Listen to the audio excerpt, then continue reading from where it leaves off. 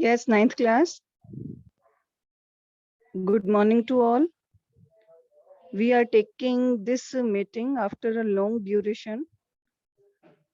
In our previous meetings, we have completed our 4 chapters. The first chapter of Sanchyan book, chapter name is Gillu. Second chapter of grammar, Shabd evam Pad. Third topic, writing section related the informal letters.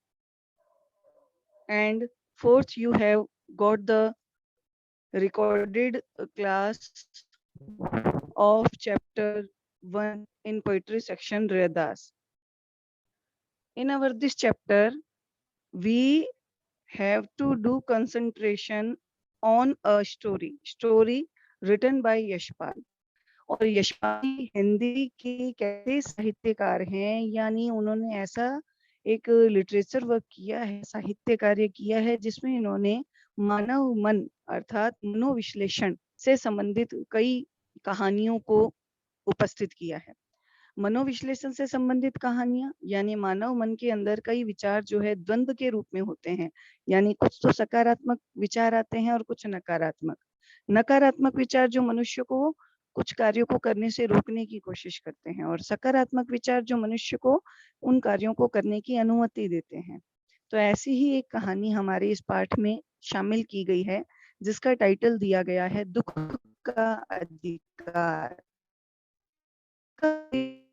यानी व्यक्ति को जो है दुख मनाने का भी अधिकार होता है। ये जो शीर्षक है ये सुनने में भी थोड़ा अटपटा सा मालूम होता है, थोड़ा विलक्षण प्रतीत होता है कि दुख मनाने का भी कोई अधिकार होता है। तो देखिए इसमें उन्होंने क्या कहा। इसमें उन्होंने एक बूढ़ी महिला को कहानी का मुख्य पात्र बनाया और उस बूढ़ी महिला के साथ क्या बीता, ये बूढ़ी महिला उन लेखक को कहाँ पर मिली, उन बूढ़ी महिला के दुख को जानने के लिए लेखक ने प्रयास किया या नहीं किया, अगर नहीं भी किया तो क्यों नहीं किया, उसको रोते बिलखते हुए रास्ते में यूं ही छोड़ दिया लेखक ने, ऐसा क्यों किया, ये सारी बातें हमारे दिमाग में कौंधने लगती हैं और हमें विवश कर देती है कि हम इस चैप्टर को, इस कहानी को अच्छे से समझें और परखें। तो जैसा कि आप देख पा रहे हैं, सबसे पहले यहाँ पर यशपाल के जो जीवन परिचय है उसकी कुछ विशेष बातों को हमारे सामने उजागर किया गया है। यशपाल, जिनका जन्म फिरोजपुर छावनी में हुआ, ठीक है। इनकी शुरुआती शिक्षा कहाँ, स्थानीय स्कूल में ही हुई और उच्च शिक्षा यानी हायर एजुकेशन के लिए ये लाहौर चले गए। 1903 में ये जन्मे थे और धीरे धीरे जैसे ही एज ए स्टूडेंट, उस स्टूडेंट लाइफ में भी इन्होंने क्या क्रांतिकारी गतिविधियों में शामिल होना शुरू कर दिया। अमर शहीद भगत सिंह के साथ इन्होंने मिलकर भारतीय स्वतंत्रता संग्राम में भाग लिया। यशपाल की कई महत्वपूर्ण कृतियां जैसे देशद्रोही, पार्टी कामरेड, दादा कामरेड, झूठा सच, मेरी तेरी उसकी बात, ये सारे नॉवेल्स थे। इसके अलावा उन्होंने कहानियां भी लिखी, जैसे दुख का अधिकार हमारे पाठ में है, ज्ञानदान, तर्क का तूफान, पिंजरे की उड़ान आदि। और इन्हें जो है मेरी तेरी उसकी बात नामक एक जो रचना थी, इस पे उनको साहित्य अकादमी पुरस्कार भी मिला।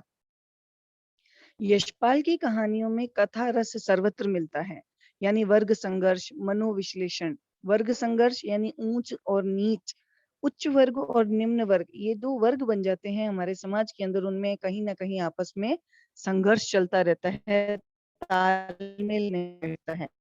मन विश्लेषण, मन के अंदर जो द्वंद आते हैं, विचारात्मक द्वंद, भाई दो विचार हैं जो एक सकारात्मक और नकारात्मक, व्यक्ति को उन्हीं विचारों के आधार पर जो है कार्य करने के लिए विवश होना पड़ता है। उस विश्लेषण को भी उन्होंने हमारे सामने प्रस्तुत किया है और पैना व्यंग्य किया है, यानी समाज की कई ऐसी व्यवस्थाएं जो समाज की उन्नति में बाधक है, उस पर भी उन्होंने व्यंग्य किया है, यानी करारा उस कोई ना कोई प्रभाव किया है।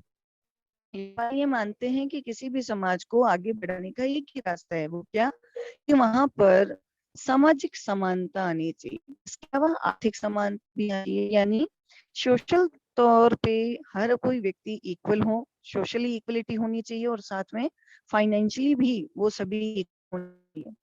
हिंदी के अलावा उर्दू और इंग्लिश आदि शब्दों का भी अपनी रचनाओं में भाषा का प्रयोग किया है। प्रस्तुत कहानी देश में फैले अंधविश्वासों और ऊंच नीच के भेदभाव को बेनकाब करती हुई हमें बताती है कि होती सभी को समान रूप से होती है।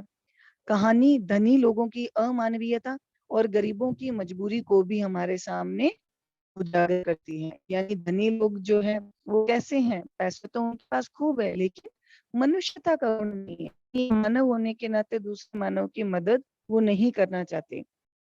और गरीबों की मजबूरी का भी उन्होंने पूरी गहराई से यहाँ पर हमारे सामने पक्ष उजागर किया है कि भाई गरीब जो है वो बहुत मजबूर होते हैं, क्योंकि उनके पास ना तो इतना भरपूर पैसा होता है और हर कोई व्यक्ति जो है उनकी मदद के लिए तैयार भी नहीं होता। तो इसी तो उन्होंने बताया लेखक ने कि ये सही समय है कि दुख सभी को तोड़ता है। यानी जब दुख आता है तो हर कोई व्यक्ति अंदर से टूट जाता है और दुख में मातम मनाना हर कोई चाहता है। यानी दुख होता है तो हर व्यक्ति निराश हो जाता है, लेकिन दुख के क्षण से सामना होने पर सब क्या हो जाते हैं, मजबूर हो जाते हैं, विवश हो जाते हैं।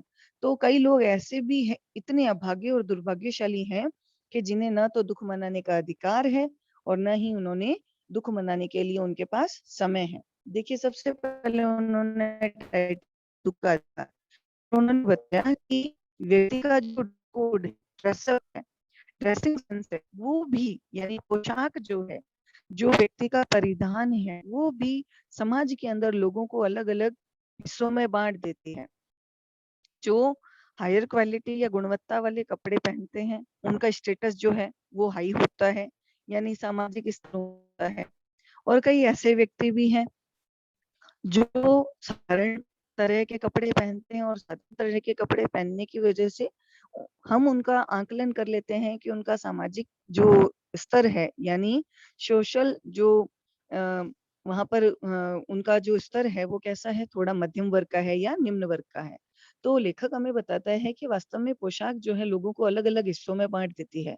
ये पोशाक ही समाज में मनुष्य का अधिकार और दर्द निश्चित करती है। कि अगर किसी व्यक्ति के बहुत अच्छे कपड़े पहने हुए हैं और ब्रांड के पहने हुए हैं तो हम मान लेते हैं कि वास्तव में वो बहुत अच्छे हैं।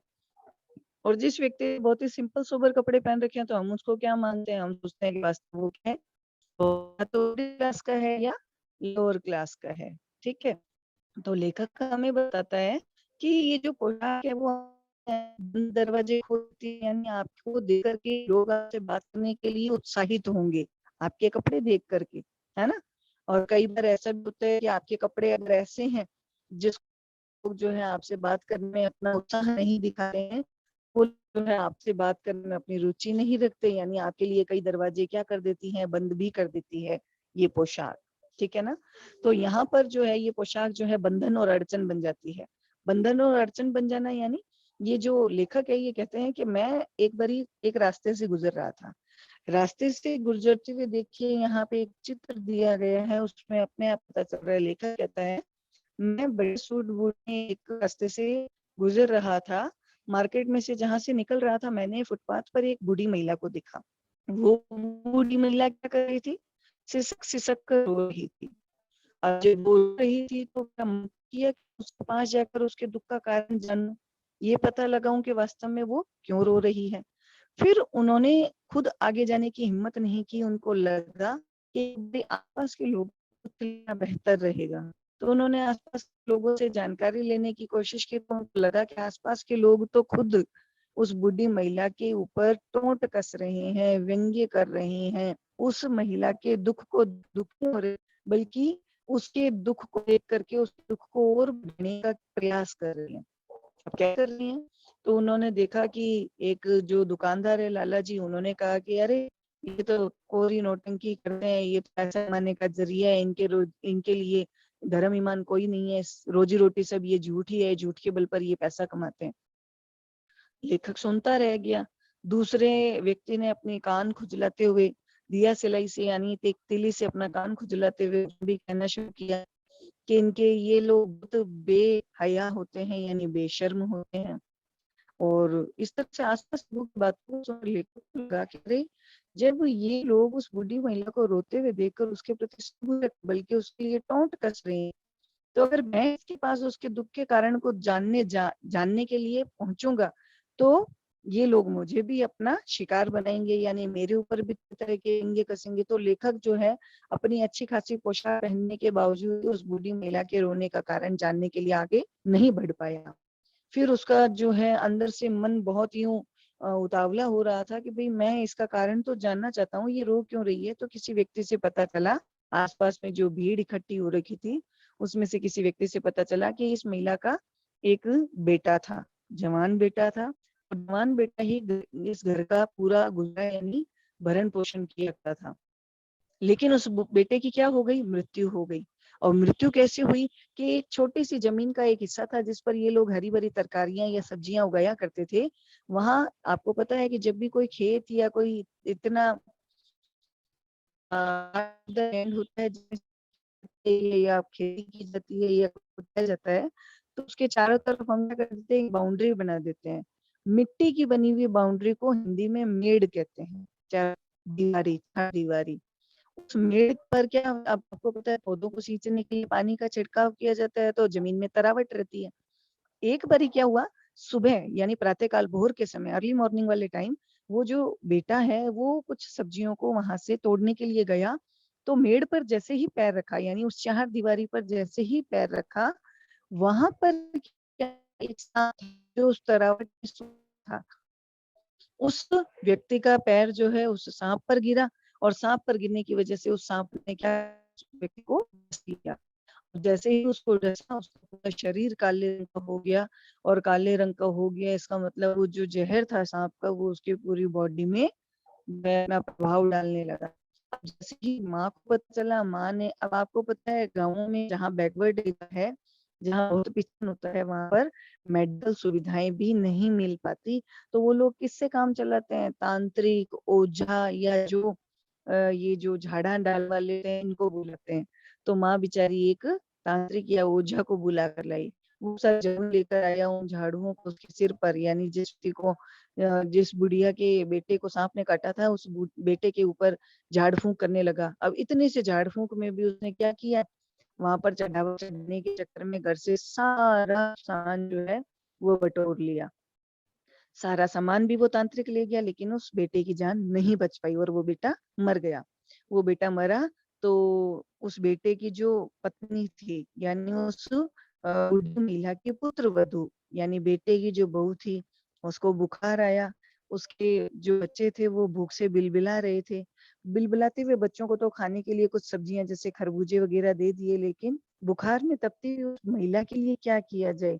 अब वो तो मेडिकल ट्रीटमेंट देने के लिए पैसे की जरूरत होगी। उन्हीं पैसों के लिए लेखक कहते हैं कि वो बूढ़ी महिला लोगों से बहुत मदद मांग रही थी, लेकिन कोई भी उसकी मदद करने के लिए तैयार नहीं था। अब बताइए क्यों नहीं तैयार था, क्योंकि लोगों को पता था कि ये बूढ़ी महिला जो है, इसके घर में एक ही जना था जो पैसा कमाता था, वो था इसका बेटा। अगर इसको पैसा भी देते तो वो बेटा अगर होता तो वो पैसा कमा कर उस कर्जे को उतार भी देता। अब बेटा ही नहीं है तो ये कर्जा कौन उतारेगा। इसलिए उन्होंने उसको पैसा देने से मना कर दिया। अब अपनी पुत्र वधू का इलाज करवाने के लिए उसे पैसे की आवश्यकता थी। अपने पोतों की भूख मिटाने के लिए उसको पैसे की आवश्यकता थी। इसीलिए वो बूढ़ी महिला जो है, बेटे की मौत के बावजूद भी, आपको पता है जब भी कोई व्यक्ति मरता है तो 12 या 13 दिन का शोक होता है ना, जिसे यहाँ अपने सूतक बोलते हैं। सूतक के उन दिनों में भी वो महिला जो है घर में अवकाश लेकर के बैठ नहीं सकती थी, बल्कि मार्केट में आई, अपनी उस जमीन पर से जो भी हरी भरी सब्जियां और तरकारियां थी वो तोड़ करके उस लकड़ी की एक बास्केट के अंदर डालकर लाई। और वहां बैठी बैठी उस सब्जियों को बेचने के लिए, सौदा करने के लिए उपस्थित हुई। लेकिन कोई व्यक्ति उसकी सब्जियों को खरीदने के लिए तैयार नहीं हुआ, क्योंकि वहां भी ये अंधविश्वास था कि जिनके घर में 12 दिन का सूतक होता है उनके घर से ना कुछ खाया जाता है, ना पिया जाता है, ना लिया जाता है। इसलिए वो बेचारी महिला जो है अपने घुटनों में अपने मुंह को ऐसे डाल करके सुसक सुसक के रो रही थी। तब लेखक कहते हैं कि अरे, ये कैसा समाज है जिसमें बिल्कुल भी मानवता नहीं है, जो एक व्यक्ति को ये दुख को देख करके उसके साथ सहानुभूति नहीं रखते, बल्कि उसके दुख को और बढ़ाने के लिए उस पर तरह तरह के व्यंग्य कसते हैं। लेखक को याद आया एक पुराना किस्सा। उसको लगा कि एक ऐसा ही किस्सा, एक पुराना, मेरे साथ घटित हुआ था। एक मेरे संपर्क में महिला थी, संभ्रांत महिला, यानी संभ्रांत का अर्थ है धनी, धनाढ्य, अमीर। उसके पुत्र की मृत्यु हुई। लेकिन देखिए दोनों में क्या अंतर बताया, जब धनाढ़ महिला के पुत्र की मृत्यु हुई, तो उस महिला की सेवा के लिए 2-2 नर्स तैनात थी, 1 डॉक्टर तैनात था। उस महिला को 2.5 महीने यानी 2 एंड अ हाफ मंथ लगभग 60-75 दिन जो है उसको बेड से नीचे नहीं उतरने दिया। यानी सिर्फ उसको आराम ही आराम करने दिया और उसके दुःख में सहानुभूति जताने के लिए आस-पास के बहुत से लोग आए और सब ये कह रहे थे भई चाहे पैसे से, चाहे तन से, जैसी भी आपको सहायता चाहिए, आप हमसे अवश्य करिएगा। तब लेखक कहने लगा कि अरे! ये समाज की संवेदना है। किसी दुखी को जो है उसके दुःख को कम करने के लिए जहाँ आपकी आवश्यकता है, वहाँ आप तल्लीन होते और जहाँ व्यक्ति सर्वगुण संपन्न है, धनाढ़ है, की मदद के लिए वहाँ पर आकर के और इस तरह का तामझाम बिखेर जहाँ आपकी आवश्यकता ही नहीं है। तो लेखक ने बताया कि वास्तव में इस समाज के अंदर 2 वर्ग है, एक अमीर वर्ग और दूसरा गरीब वर्ग। अमीर वर्ग को हर कोई कार्य करने का अधिकार है और उसको उस कार्य करने के लिए पूरा समय भी है। क्यों? क्योंकि उनके पास पर्याप्त पैसा है। अगर वो थोड़े दिन किसी भी फंक्शन को मनाते हैं, किसी भी शुभ को मनाते हैं, तो उनके लिए कोई लॉस की बात नहीं है। लेकिन जो गरीब वर्ग है, गरीबों के पास इतना ना तो पैसा नहीं है, इस वजह से उनके पास इतना समय भी नहीं है कि वो बैठ कर के कई दिन यानी 12 दिन के लिए, महीने भर के लिए बेचारे निराश और उदास बैठे रहें, कोई कार्य वगैरह नहीं करें। क्यों? क्योंकि अगर ऐसा नहीं करेंगे तो रात को उनके घर में चूल्हा भी नहीं जलेगा और उन लोगों को भूखे मरने की स्थिति आ जाएगी। बस ऐसी ही कुछ कहानी को अपना मुख्य विषय बनाकर यशपाल ने हमारे समक्ष उपस्थित किया है। तो देखिए, हमने पढ़ा पोशाक जो है उसको अलग-अलग हिस्सों में बाँट देती है।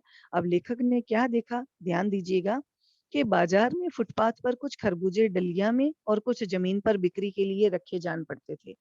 खरबूजों के समीप एक अधेड़ उम्र की महिला बैठी हुई थी। खरबूजे वहाँ बिक्री के लिए थे, तो उन्हें खरीदने के लिए कोई कैसे आगे बढ़ता? खरबूजों को बेचने वाली तो कपड़े से मुँह छिपाए घुटनों में अपने सिर को डालकर फफक-फफक कर रो रही थी। तो लेखक कहते हैं कि पड़ोस की दुकानों के छतों पर बैठे और बाजार खड़े लोग तख्त यानी आपको पता है दुकान के आगे चौकी या पाटा बिछा करके लोग उस पे बैठ करके बातचीत करते हैं और बाजार में कुछ खड़े लोग भी थे जो घृणा से उस स्त्री को देख रहे थे और उसके बारे में तरह-तरह की बातें कर रहे थे। उस स्त्री का रोना देखकर मन में एक व्यथा सी उठी। के रोने का कारण जानने का उपाय क्या था? यानी लेखक कह रहा है मेरे मन में भी दुःख आया और मन किया कि उसके दुःख को जानूँ, भई उसके दुःख का कारण क्या है? फुटपाथ पर उसके समीप बैठ सकने में मेरी पोशाक की व्यवस्था हुई, यानी मैंने जिस तरह का हाई-फाई सूट-बूट पहना हुआ था, उस आधार पर अगर मैं उसके दुःख का कारण जानने के लिए उसके समीप जाता तो लोग जो उसके विषय में बातें बना रहे हैं उनका टारगेट मैं बन जाता और वो मेरे विषय में भी तरह-तरह के व्यंग्य करने लगते। तो देखिए लोगों का कौन-सा तरीका था व्यंग्य करने का? देखिए लोग क्या कह एक इन्हें एक तरफ का ज़माना जवान लड़के को मरे पूरा दिन ही नहीं बीता और यह बेहया दुकान लगाकर बैठी है। देखिए किस ढंग से बोलने का तरीका है।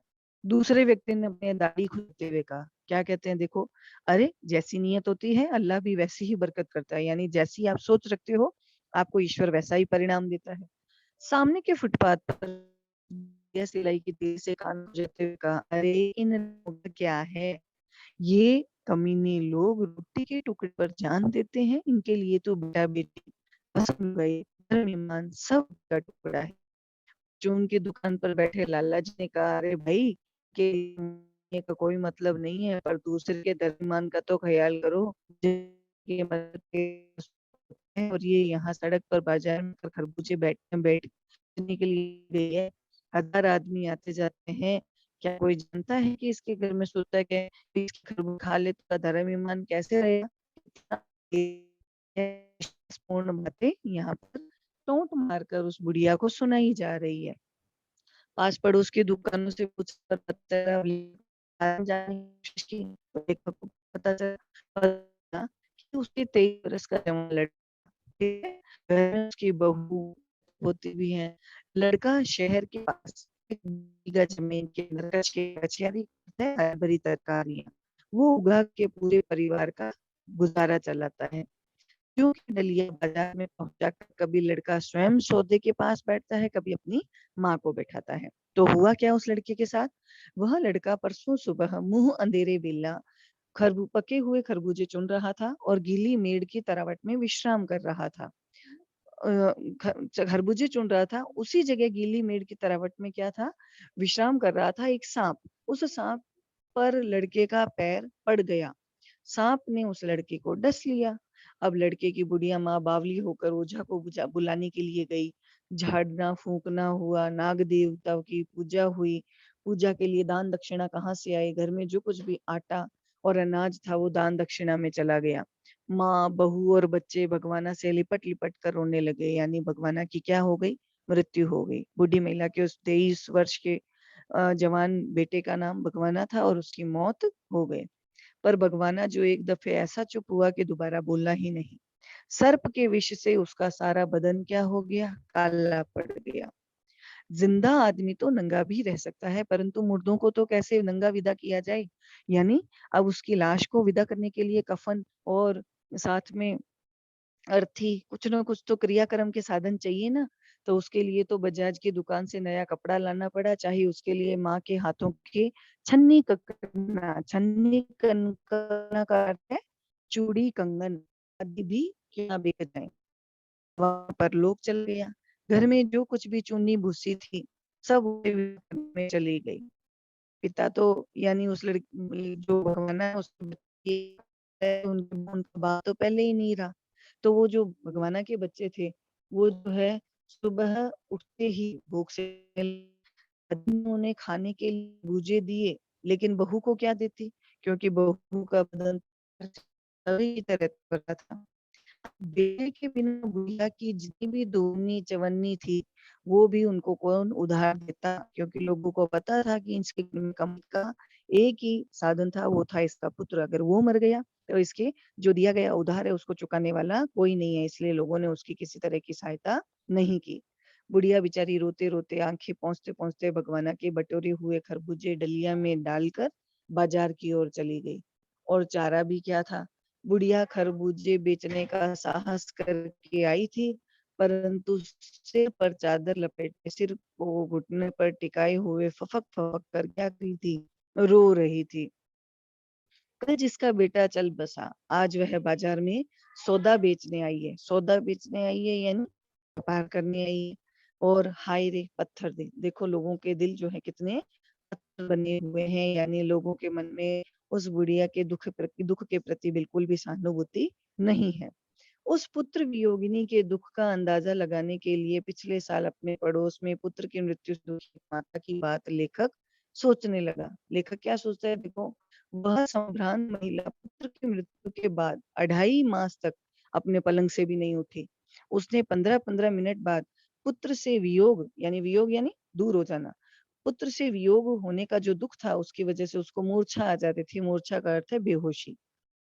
और मूर्छा न आने के में आँखों से आँसू न रुकते थे, यानी हर समय वो रोती रहती थी। अगर बेहोश नहीं होती तो हर समय रोती रहती। 2-2 डॉक्टर हरदम उसके सिरहाने बैठे रहते थे।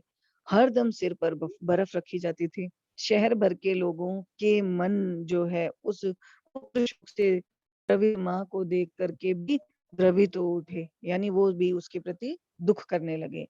जब मन को सूझ का रास्ता नहीं मिलता तो बेचैनी से कदम तेज हो जाते हैं। यानी लेखक को लगा कि अब भई मैं मेरे पास कोई उपाय नहीं बचा था, ना तो मैं उसके पास दुःख जानने जानने के लिए जा सकता था, ना उसकी मदद कर सकता था, तो क्या कर सकता था? एक ही उपाय था कि धीरे-धीरे यहाँ से आगे बढ़ जाए।